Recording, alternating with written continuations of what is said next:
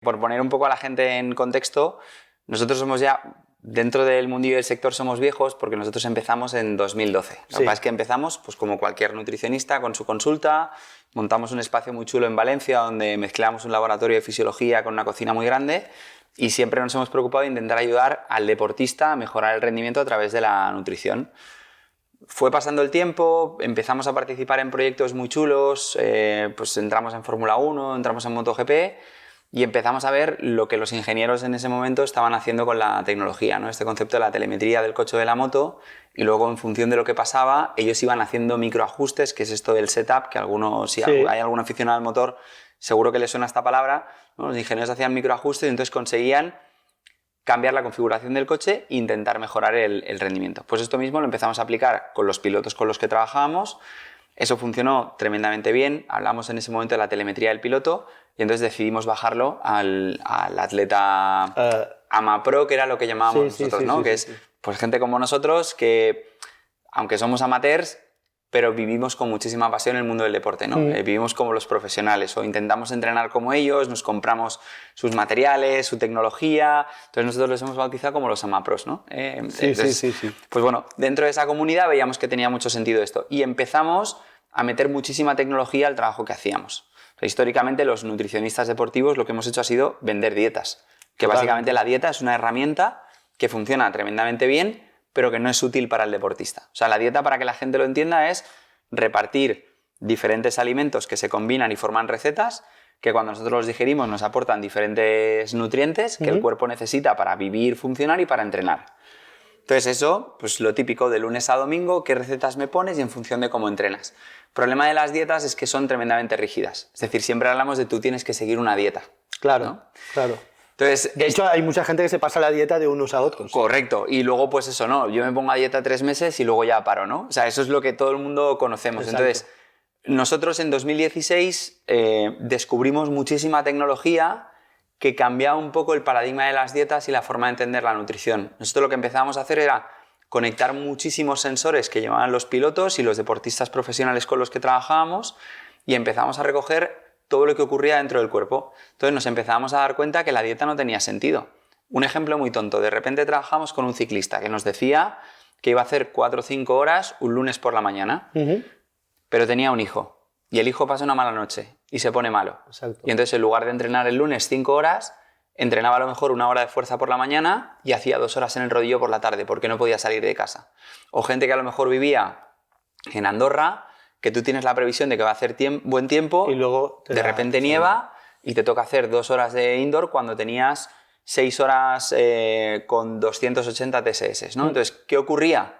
Que la dieta que tú tenías planificada la semana anterior, porque sabíamos que el lunes ibas a hacer ese entrenamiento, no se podía cumplir. Recogiendo información a través de los diferentes sensores, pues de Garmin, Apple Watch, Wahoo, Oura... O sea, os acogéis siempre a la tecnología que llevamos todos en la muñeca. Exacto. El que no tiene tecnología, pues no tenemos información. Pero prácticamente hoy en día... Todo el mundo lo tiene. Y además un montón de sensores. De hecho, se te queda sin batería y no sales. Y claro, si no se registra en Strava no vale. Cuenta, ¿no? Entonces lo que hacíamos era recoger todos los datos que se medían por esos dispositivos, empezamos a hormonar el concepto de la dieta y lo que conseguimos es empezar a operar en tiempo real. Es decir, por primera vez conseguimos que la nutrición funcionase de la misma manera que funciona Google Maps cuando tú vas en el coche, ¿no? Y pones, yo quiero ir del punto A al punto B. Y si me equivoco de ruta, el algoritmo de Google lo que hace es que recalcula por dónde tienes que ir y te acaba llevando al destino final, aunque te lleva por otro camino totalmente diferente. Pues nosotros lo que planteamos fue incorporar tecnología para digitalizar el universo de la nutrición deportiva y cambiar ese concepto de una dieta rígida a algo tremendamente flexible y ultra personalizado, y esto que se dice ahora de la nutrición de precisión, ¿no? Sí. De darle exactamente al atleta lo que necesita en cada momento en función de cómo cambia sus circunstancias. Y eso básicamente es lo que es India. Al final, somos un equipo de personas muy variado, desde nutricionistas, ingenieros, gente de marketing, donde todos respiramos deporte, todos hemos competido y entonces aportamos muchísimo valor a ese algoritmo que es a día de hoy el que nutre a los atletas. Lo que pasa es que luego montaste algo totalmente desconocido, que, vamos, el fusionar lo que era el deporte con la nutrición y tener como un laboratorio donde enseñar también a los deportistas a cómo tenían que cocinar, ¿no? Porque estáis haciendo alguna cosita así que era algo totalmente innovador. Eso fue una idea de olla. O sea, eso... ¿Sí? Sí. Y de hecho hemos estado al borde del precipicio... O sea, las hemos visto muy canutas. Sí. Porque es que desde el punto de vista del negocio no No era negocio. no tenía ningún sentido. Era muy bonito todo, ¿no? Claro, tú piensas montar un laboratorio en una consulta de nutrición, donde en ese momento teníamos 20 clientes al mes, donde no éramos nadie, arriesgado. y te gastas 45.000 euros en un analizador de gases, no sé cuántos mil euros en una cinta de correr, otros 10.000 euros en un Reflotron, que era un aparato que tenía en las farmacias para medir parámetros en sangre en tiempo real, porque a mí se me ha ido la pinza y yo quería saber, cuando alguien venía de correr un maratón o de hacer un largo, cuál era el nivel de desgaste muscular que había tenido, porque lo pasábamos por una plataforma de salto para ver el salto de contramovimiento y medíamos la creatinina, que, claro, y la gente nos pagaba como una consulta normal de nutrición. Pero era inviable. Teníamos una inquietud tan grande de entender lo que pasaba por dentro que yo ahora lo digo, joder, si lo analizas de forma objetiva, no lo haría.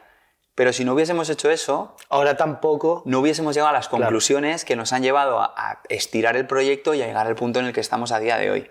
Que muy poca gente habla de operar la nutrición en tiempo real. Nadie. Hay una compañía en Reino Unido que se llama Exis, que trabajan también muy bien, que es muy parecido a India, que esto también es muy guay empezar a ver otros proyectos grandes que no están en España, que están fuera, pero que ya no somos... O sea, es como que tienes la sensación de no soy un chalao. O sea, hay más chalaos que están creando proyectos que están creciendo mucho, con lo cual se intuye que es hacia donde vamos a futuro. Quizá todavía inclusive es un poco pronto para hablar de esto, pero es muy guay, ¿no? Y eso, ya te digo, fue un despropósito financiero que casi nos lleva a la quiebra en 2018. O sea, casi tenemos que cerrar. ¿En qué momento os dais cuenta de que lo que es la personalización y el que asista un deportista a una consulta y vosotros hagáis todos los estudios con él y le hagáis lo que son todas las dietas, puede haber un cambio de lo que sería el trato físico a la aplicación, a lo que sería India, la aplicación que llega a cualquier parte del mundo y simplemente por el teléfono tú puedes ir modificando, incluso eligiendo qué tipo de nutricionista quieres según tu deporte? Porque ahí hay un impasse importante, sobre todo creativo, de decir, a alguien se le enciende una luz, imagino que a ti, decir, joder, es que de esta forma puedo llegar a muchísima más gente. Me podría soltar el moco y contarte una película súper chula. Fue por accidente. No jodas. O sea, es que es... Pues te salió muy... Hay accidentes que salen muy bien. Hay accidentes que salen bien. No, pero, o sea, por accidente, te contextualizo. Claro, nosotros cuando empezamos a trabajar para Red Bull en Fórmula 1 y en MotoGP, empezamos a digitalizar el proceso y empezamos a meter muchísima tecnología en India. De hecho, nosotros tenemos un equipo de nutricionistas y lo primero que empezamos a crear, pero con un par de años de diferencia, es una app, que es un back office, esto es en web, una herramienta para los nutricionistas. O sea, lo primero que nosotros hicimos fue decir, oye, vamos a empezar a introducir modelos matemáticos complejos y vamos a automatizar todos los cálculos que yo tengo que hacer como nutricionista. Entonces, ese fue el primer ejercicio de digitalización, pero nosotros el proyecto lo volcábamos, pues lo que tú viviste, consulta física, claro, y humanizando muchísimo el proyecto. Entonces, empezamos a cada vez meter más tecnología, pero nosotros siempre lo vinculábamos a una consulta online. O sea, para nosotros lo fundamental era el nutricionista y el trato humano entre el atleta y el nutricionista. Y da igual que sea un deportista amateur que acaba de descubrir el running o que estuviésemos trabajando en su momento con Marc Márquez. Sí. O sea, para nosotros daba igual. Lo importante era el nexo humano y la empatía. Y luego, el valor diferencial era la tecnología. Entonces, todo este proceso fue muy bien y nos encontramos, llegó un momento en 2019, empezamos a preguntar por curiosidad dónde venía la gente.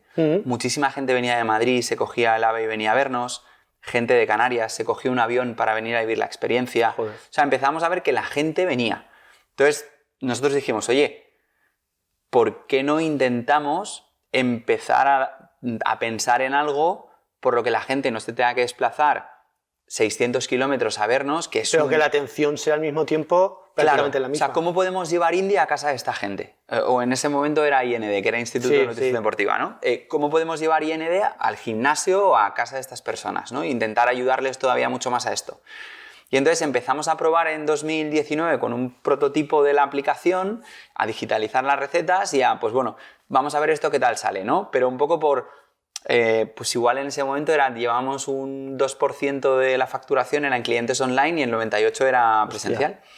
Entonces pasó una cosa muy bonita a principios de 2020, que es que llegamos a rentabilidad por primera vez en la historia. O sea, a punto de cerrar en 2018 Y en 2020 con beneficios. Y en 2020 empezamos y dijimos...